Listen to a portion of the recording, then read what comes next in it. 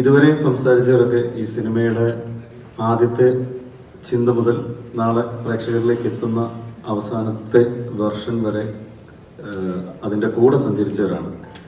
അഭിനേതാവെന്നുള്ള നിലയിൽ ഇതിൻ്റെ ഷൂട്ടിംഗ് സമയത്ത് അതിലേക്ക് ഇന്നാവുകയും ഡബ്ബിങ്ങോടുകൂടി ഇനിയും നിങ്ങളെപ്പോലെ തന്നെ ഒരു പ്രേക്ഷകനായിട്ടിരിക്കുകയും ചെയ്യുന്ന ഒരാളാണ് ഞാൻ. ഈ സിനിമയെപ്പറ്റി എൻ്റെ ഏറ്റവും വലിയ സന്തോഷം എന്താണെന്ന് വെച്ചാൽ, ഇതിൽ ഞാൻ ആദ്യമായിട്ടാണ് ഡിജോയുടെ കൂടെ വർക്ക് ചെയ്യുന്നത്, ആദ്യമായിട്ടാണ് ടൊവിയുടെ കൂടെ വർക്ക് ചെയ്യുന്നത്. ഈ സിനിമയുടെ ഷൂട്ടിംഗ് വേളയിൽ വളരെയധികം പ്രശ്നങ്ങളെയും പ്രതിസന്ധികളെയും അതിജീവിച്ചാണ് ഇതിൻ്റെ ഷൂട്ടിംഗ് നടന്നത്. ഒന്നാമത് ഇതൊരു വലിയ സിനിമയാണ്, ധാരാളം ആക്ടേഴ്സുള്ള, ജൂനിയർ ആർട്ടിസ്റ്റുകൾ ധാരാളമായിട്ടുള്ള ഒരു നാടിൻ്റെ കഥ പറയുന്ന സിനിമയാണ്. അപ്പോൾ അതിനെ കാലാവസ്ഥ വളരെ പ്രതികൂലമായി ബാധിച്ചു. ദിവസങ്ങൾ നമ്മൾ ഉദ്ദേശിച്ച പോലെ ഷൂട്ടുകൾ തീരാതെ പോയി. ആ സമയത്തൊക്കെ അതിൻ്റെ യാതൊരുവിധ പ്രഷറും ടെൻഷനും കാണിക്കാതെ കൂടെ നിന്ന ഒരു നിർമ്മാതാവ് നമുക്കുണ്ടായിരുന്നു. അതാണ് നൗഫൽ. ഒരു നിർമ്മാതാവ് എങ്ങനെ ആയിരിക്കണം എന്നുള്ളതിൻ്റെ ഒരു ഉത്തമ ഉദാഹരണമായിട്ട് നമുക്ക് നൗഫലിൻ്റെ പേര് പറയാം.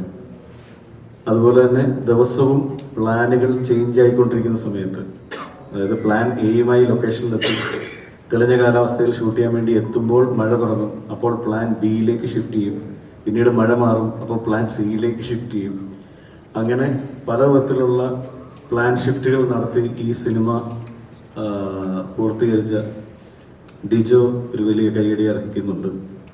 ഇതിൻ്റെ ആദ്യത്തെ നമ്മൾ പ്രേക്ഷകൻ എന്നുള്ള നിലയിൽ ആദ്യമേ നമ്മളുടെ അടുക്കിലേക്ക് എത്തുന്നത് ഇതിൻ്റെ മ്യൂസിക്കാണ്. ആ പാട്ട് തന്നെ സൂപ്പർ ഹിറ്റാക്കിയ ജെയ്ക്സും ഒരു വലിയ കൈയടി അർഹിക്കുന്നുണ്ട്. ഇന്നത്തെ കാലഘട്ടത്തിൽ ഒരു ചരിത്രത്തിൻ്റെ നാൾവഴികളിലൂടെ നടന്നുപോയ ഒരു നായകൻ്റെ കഥ പ്രേക്ഷകരിലേക്ക് തൂലികയിലൂടെ എത്തിച്ച സുരേഷ് ഏട്ടനും ഒരു വലിയ കൈയടി അർഹിക്കുന്നുണ്ട്. അങ്ങനെ ഇതിൻ്റെ ഭാഗമായി നിൽക്കുമ്പോൾ അഭിമാനത്തോടെയും ബഹുമാനത്തോടെയും മാത്രം നോക്കി കാണാൻ പറ്റുന്ന ഒരു സംഘം ആൾക്കാരോടൊപ്പമാണ് ഞാനിവിടെ ഇരിക്കുന്നത്. ഒരു കാലഘട്ടത്തിൻ്റെ കഥയിൽ ഒരു വീരൻ്റെ, ഞാനിപ്പം ഒരു ഇൻ്റർവ്യൂവിൽ പറഞ്ഞു, അയാൾ ഒരു വീരനായിരുന്നു എന്ന് പറയുമ്പോൾ നമ്മൾ മുത്തശ്ശി കഥകളിലൂടെ കേൾക്കുന്ന കഥകളിലെ നായകന്മാരെ പറ്റി ഉണ്ടാവുന്ന നമുക്കൊരു സങ്കല്പങ്ങളുണ്ട്.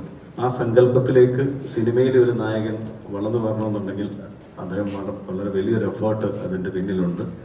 ആ എഫേർട്ട് വളരെ